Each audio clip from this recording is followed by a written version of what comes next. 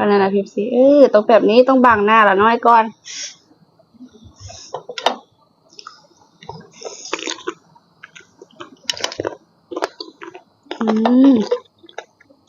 ฟังเสียง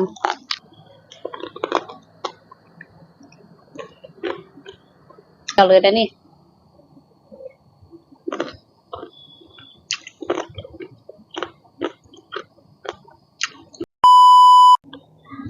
สวัสดีทุกคนสวัสดีพี่ซีทุกคนเด้อยินดีต้อนรับเข้าซ่องเพลงละน้อยสาวลาวสบายดีตอนแรงเด้อพี่ซีละน้อยได้ของดีมาอันนี้ละน้อยอยากตั้งแต่โดดแล้วพี่ซีมีช่วงหนึ่งกำลังดังแฮงอีหลีแบบว่าราคามันก็แอบแพงนะละน้อยบ่ได้กินช่วงที่แบบเพิ่นดังแฮงๆขนาดก็เลยว่ามาจัดตอนเพิ่นแบบเซาแบบกระแสเริ่มลงแล้วราคาก็พอซื้อได้ในพี่ซีตอนนั้นยากแต่ก็จำเป็นแหละมันแพงแฮงอีหลีพี่ซีนี่ก็คือแมงกะสุนหัวกระพุนหรือว่าแมงกะพุนหัวกระสุนเลยพี่ซีพากันเอิ้นนี่ละน้อยมาจัดมาโลนึงเลยเพราะว่าราคาช่วงนี้ก็ถือว่าลงหลายแล้วพี่ซีช่วงที่เพิ่นดังๆหั่นน่ะอยู่ลาวหั่นน่ะละน้อยเห็นตัวละแสนตัวนึงได้ที่เพิ่นมีเจลมีหยังให้พร้อมตัวนี้น่ะพี่ซีตัวละแสนเลยเป็นเงินบาทก็100ปลายแต่ว่าละน้อยเห็นอยู่ไทยหั่นตัวละ200-300ถุงนึงหั่น1,000 บาทมีประมาณจักตัวเนาะพี่ซี4-5-6ตัวนี่แหละราคาก็ถือว่าแพงเติบได้ช่วงนึงนะพี่เทื่อนี้หั่นเพิ่นลงแล้วละน้อยไปถอยมาเฮาซื้อมาตัวที่แบบเพิ่นบ่ทันได้แช่น้ำน่ะละน้อยแอบซิมแจ๊ะเบิ่งหน่อยนึงนะแบบความเค็มนะคันกินตอนนั้นก็คือแบบตับไตนี่ไปเลยพี่ละน้อยบ่ฮู้ได้แท้เพราะว่าอยู่ลาวก็บ่ได้มีน้ำทะเลแล้วพี่น้ำทะเลหั่นน่ะเฮาฮู้อยู่แล้วว่ามันเค็มเนาะพี่ละมันเค็มแฮงบ่พี่อยากฮู้ว่ามันเค็มแฮงพี่ลึกบ่เพราะว่าเพิ่นว่าเพิ่นอัดเพิ่นแช่น้ำทะเลมาให้น่ะละน้อยแจ๊ะเบิ่งน่ะบ่คิดว่าแบบมันสิเค็มขนาดนั้นเพราะคันเค็มขนาดนั้นละน้อยก็บ่กล้าลิ้นติบ่คันได้ไปทะเลนะมีโอกาสได้ไปหรือว่าเพิ่นเอาเกลือหยังตื้มใส่บ่เพิ่นว่าเอาน้ำทะเลใส่เพิ่นว่าคนขายนะน้อยสั่งมาน่ะเพื่อบ่ให้เครื่องเน่าเครื่องบูดหั่นแหละแช่มาเพิ่นอาจจะเอาเกลือตื้มติคันเป็นน้ำทะเลแบบคันรสชาติแบบเค็มแบบนั้นเฮาไปลิ้นนี่คือสิดำปะเดียวตัวน้อยคิดว่านะเฮาก็สิมาลวก FC วิธีกินก็คือเพิ่นนั่นบอกให้แช่น้ำ FC แล้วน้อยแช่ประมาณ24ชั่วโมงกายมาหน่อยนึงแล้วแหละเพราะว่าเฮาไปได้เครื่องมาตอน 12 โมงวานนี้เฮาก็เริ่มแช่เลยทั้งแช่แล้วก็เข้าตู้เย็นไว้นะแล้วน้อยเปลี่ยนน้ำประมาณ10ปลายเทื่อตอนนี้เพิ่นก็บ่มีรสชาติเค็มเลยตอนนี้น่ะนี่เอาออกจากน้ำก่อนนะ FC มีแต่ตัวใหญ่ๆอันนี้เฮาได้มา10ตัว FC แมงกะพรุนหัวกระสุนตอนนี้บ่ทันได้ลวกเด้อเพิ่นก็สิตัวใหญ่ๆเนี่ย FC บ่เชื่อบ่ว่าตัวใหญ่ละน้อยนี่ใหญ่อีหลีได้มีแต่ตัวใหญ่ๆเลยตุยๆโอ๊ยสิได้กินแล้วตอนนั้นอยากแต่แบบอดเอาเพราะว่าเฮาก็งบบ่หลายหั่นน่ะคันซื้อมันก็สิบ่ได้กินหลายคือในใจว่าเพิ่นสิบ่ลงบ่ราคาน่ะเอาไว้เอามาเพิ่นราคาเพิ่นก็ไคแน่แล้วเราก็จัดมาเลยโลนึงตอนนี้กำลังข้างน้ำให้เพิ่นฟดแล้วเฮาก็สิลวกเพิ่นว่าลวกประมาณ10วิ15วิเดี๋ยวเฮาสิมาลองลวกตัวนึงก่อนมันสิเป็นอะไรเฮาลวกแล้วเฮาก็สิตำแจ่วแล้วเฮาก็สิตำแบ่งกินกับแจ่วเนี่ยอยากกิน2แบบนะจังได๋ก็ได้ซื้อมาละกินแบบจ้ำแจ่วซีฟู้ดบ่เพิ่นเอิ้นน่ะบ่ฮู้ว่าน้อยสิตำเป็นบ่ก็สิมีอันนี้แหละห้างหอมป้อมแม่นบ่ FC ห้างหอมป้อมมีขิงมีหัวกระเทียมนี่แหละตำใส่กันแล้วก็น้อยก็สิตำพุ่นมั่วๆตำบักเผ็ดใส่บักเผ็ดดิบตอนนี้หม้อเฮาก็เริ่มฟดแล้วมาลองลวกตัวนึงลองเบิ่งมั้ยเอาตัวใหญ่ๆเด้งๆนี่ลองเบิ่ง10วิเด้อลองลวกตัวนึงก่อน1 2 3 4 5 6 7 8 9 10ว้ายนี่เฮ็ดสิ10ปลายหน่อยนึงความหอมก็จะเป็นกลิ่นแบบอันนั้นหน่อยนึงเนาะ อุ้ยลวกแล้วแบบใสแห้งนะทิพซีเราอยากต้มให้เพิ่นสุกๆเว้ยบ่เป็นหยังดอกเอาตามเพิ่นเขาสมมุติว่าเฮาต้มสุกหลายมันก็สิหดนะเอาตามเพิ่นซะเฮาจะลวกเทื่อละโต2โตเอาเพราะว่าคันลวกอันนั้นมันสิขึ้นบ่ทันมันหดหลายนะทิพซี4 5 6 7 8 9 10นะเผื่อเวลาเอาขึ้นนะพอดีเป็น10ปลายวิว้าวลวกมาแล้วอุ้ยสีสันน่ากินมากเลยแตกต่างกันตัวที่ลวกกับตัวไม่ลวกเพิ่นจะพึ่งออกตะแซ่บเจ้าไหนล่ะน้อยสิตำแจ่ว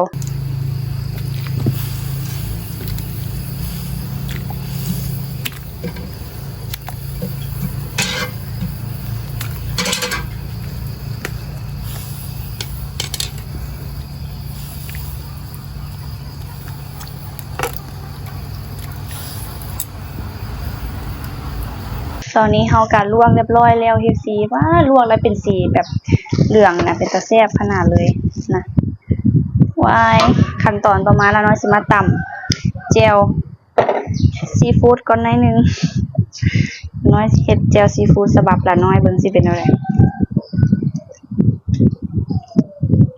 เฮ็ดแบบใส่แต่อันนั้นได้บ่ได้มีอันนมสดใส่บ่เห็นเพิ่นใส่นมสดบ่เพิ่นตำนะจังซี่แต่ละน้อยคือสิบ่ได้ใส่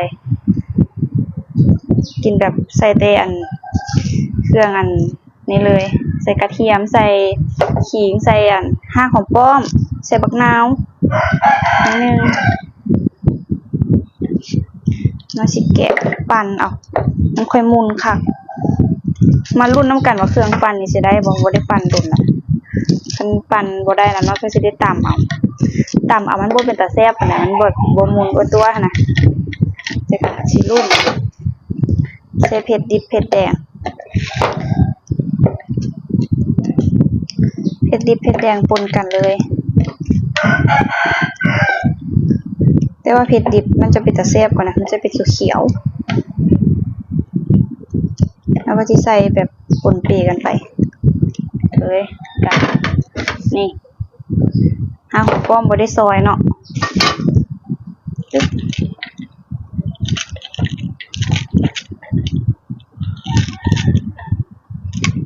จะรอดไหมจะรอดหรือจะล่วงเจลอันนั้นมาใส่ขิงวันนี้นะเด็กสิสูตรมั่วๆเลยเดี๋ยวนี้บ่ฮู้ว่านั้นบอกเพราะว่าเขาก็บ่ค่อยได้กินอันอาหารทะเลปานใดแล้วบ่ได้ค่อยได้เฮ็ดอันนี้นะใส่ขิงเป็นนัวน้ำตาลอหยังเขาคนมาใส่น้ำหลังเอาซะหรือว่าใส่ไปพร้อมเลยวะซึ่งใส่ไปพร้อมเลยบอกน้ำตาลเป็นนัวเนี่ยเดี๋ยวเราน้อยจะมาปรุงน้ำหลังซะนี่แต่ปั่นก่อนรสชาตินะไปว่ากันใหม่เอาอันนั้นไปใส่ละเดี๋ยวFCแล้วน้อยขอไปปั่นก่อนเดี๋ยวเจอกันตอนปั่นแล้ว FC ป่ะสุดท้ายแล้วน้อยก็ได้ตำเอาเสียดายขั้นปั่นได้นะแบบมันคือสิแบบมุนกว่านี้นะ FC เจลละน้อย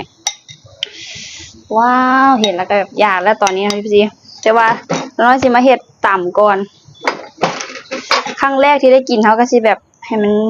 แบบสาใจเลยกิน2อย่างต่ำข้าวปุ้นแล้วก็เอามาซาวกันกับแมงกะพรุนนั่นนะพี่ซีเดี๋ยวเราน้อยขอต่ำข้าวปุ้นแป๊บนึงปึ๊บนี่ใส่บักเผ็ดแดงจินดาแล้วแหละไม่ค่อยแดงคัก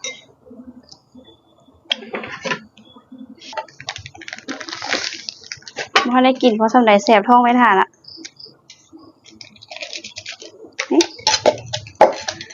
เราต้องลืมเอากะปิมาจ้ะ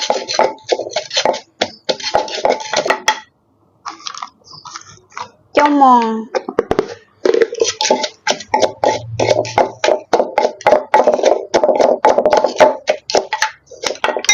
ว้าเป็นตาแซ่บนะพี่สิ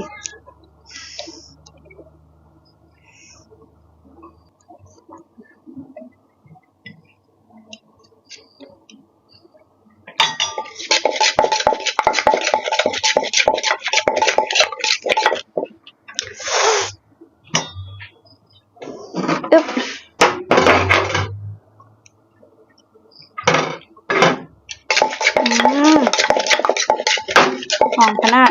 มาใส่ปลาแดกลงไป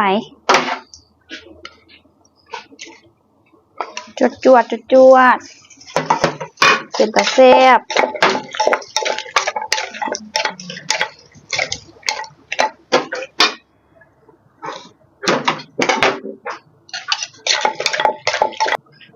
มาจะใส่เป็นข้าวปุ้นลงไปเลยขนมจีนตำแบบให้มันเอาน้ำหลายๆเลยเอามาห้อยกับอันนั้นไปเป็นตาแซ่บว้าว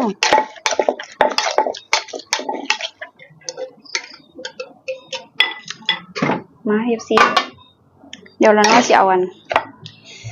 นนี้ลงโต2 โตเอาลงต่ำน้ำข้าวปุ้นนี่นะป่นลงเลย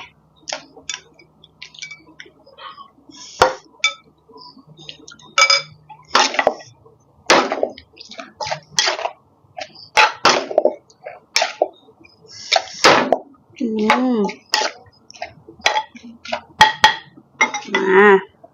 เดี๋ยวเราน้อยยอขบอ้างเลยเฮฟซีแมงกระพุนลงมา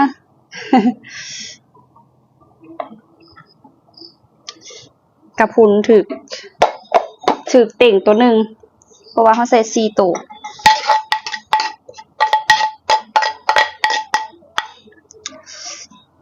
พร้อมกินแล้วได้ป่ะนี้นะเดี๋ยวขอจัดสถานที่แป๊บหนึ่งเอฟซีตื่นเต้นแล้วน้อยจะได้ซีมครั้งแรกว่ารสชาติจะเป็นอะไรดีเจลกับต่ำพร้อมเสิร์ฟตัวใหญ่แฮงมาตอนนี้เขากับพร้อมแล้ว PFC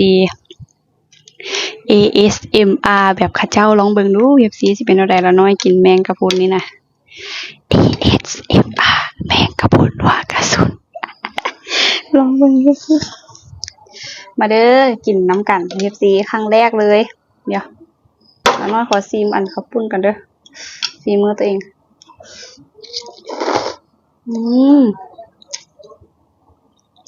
มาเอาตัวได้ดีเราจะกินน้ำตัวที่แบบนี้จำน้ำต่ำลองกินตัวที่ต่ำลองเบิ่งกัน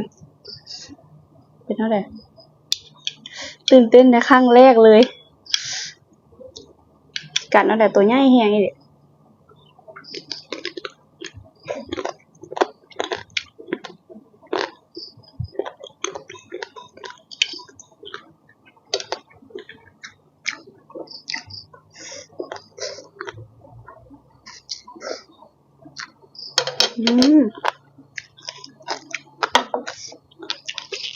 มาเลยขวัญเลยละน้อยได้กินแล้วกรอบแห้งเพื่อน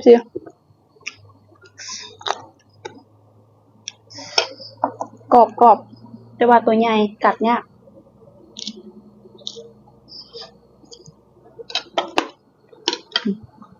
มาเจียวนี่หมด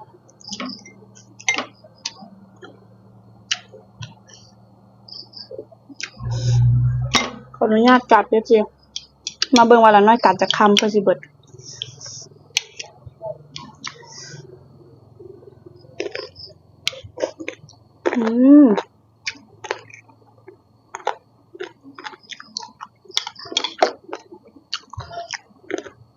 รสชาติเพิ่นจะแบบบ่ได้มีอย่างเลยเพราะว่าละน้อยล่างดีล่ะมันจะมีหอมๆนิดนึงแต่ว่าคันอยากแซ่บล่ะต้องเฮ็ดแจ่วแซ่บละแซ่บเลยเพราะว่ารสชาติเพิ่นจะจางละน้อยล่างหลายน้ำเดียวตอนน้ำบินน่าจะเค็มอยู่แต่ว่าแซ่บเลยพี่ซีแปลว่ากรอบแห้งอีกมีโอกาสถามว่าสิกินอีบ่กินพี่ซี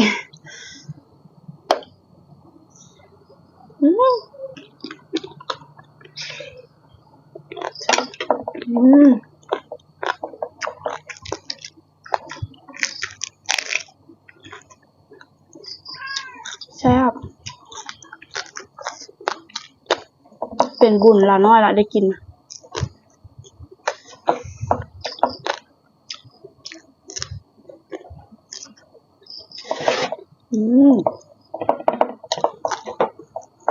แจ่วแซ่บนะ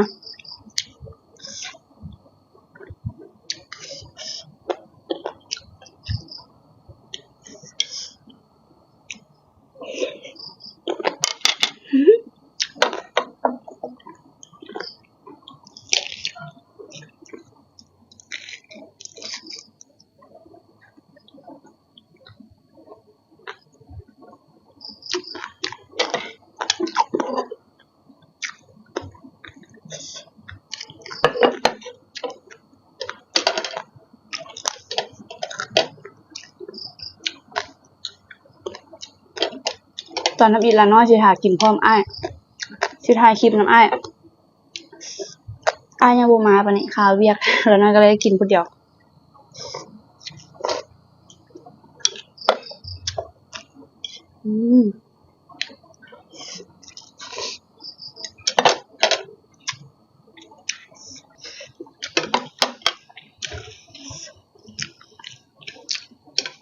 โดยรวมแล้วโอเคอยู่เว็บซีถือว่าแซ่บคันเฮาแบบอ่อนต่ำแล้วแบบเฮ็ดจัดๆหรือว่าเฮ็ดแจ่วแซ่บๆนี่มันก็แซ่บแล้วแหละเพราะว่ารสชาติเพิ่นก็บ่ได้มีหยังหลายนะไป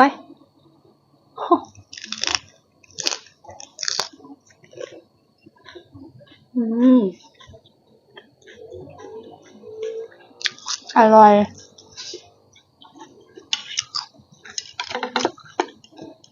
มาน้อยจะมากินตัวที่สองตัวนี้กินตัวน้อยซะตัวใหญ่นี่มันนั่นใหญ่พิลึกโพดเตยเปียบสิใหญ่แหงอีหลีแหละกินตัวน้อยเอานี่เราไปจ้ำเจียวละน้อยกันเด้อหวด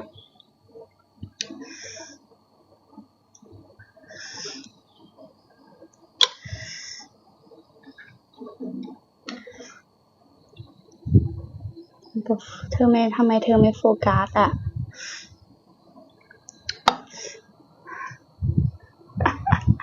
มันแบบอะไรนะพิมพ์สิต้องแบบนี้ต้องบังหน้าละน้อยก่อน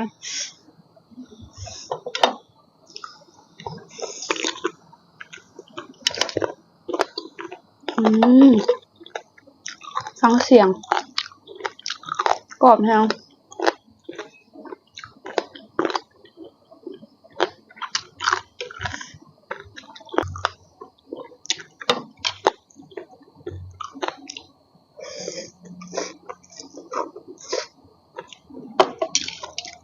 เราน้องสิบ่แพ้บ่อยากสิบ่ลองกินหลายกินตัวเดียวลองเบิ่งก่อน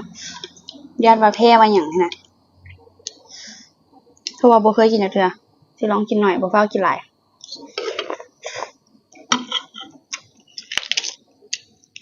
ลอง2ตัว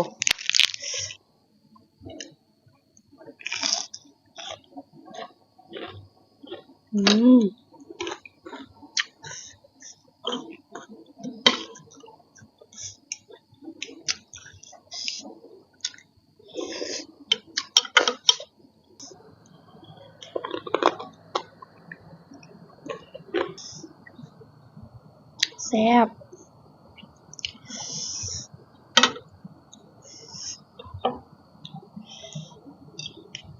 เฮ็ดคำเดียวเลยได้นี่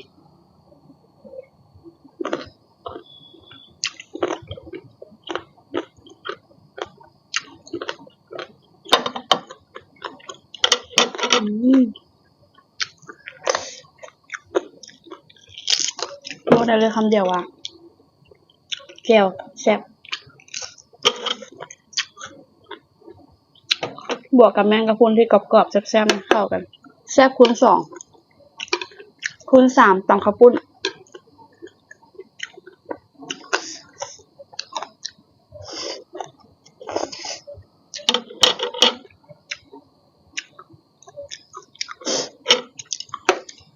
ฟังเบิ่งอาการก่อนเด้อ PFC ว่าสิเป็นแนวใดบ่ย่านแพ้เพราะว่าบ่เคยกินน่ะคันบ่แพ้แล้วล่ะน้องเขาสิกินต่อฟังเบิ่งอาการตัวเองก่อน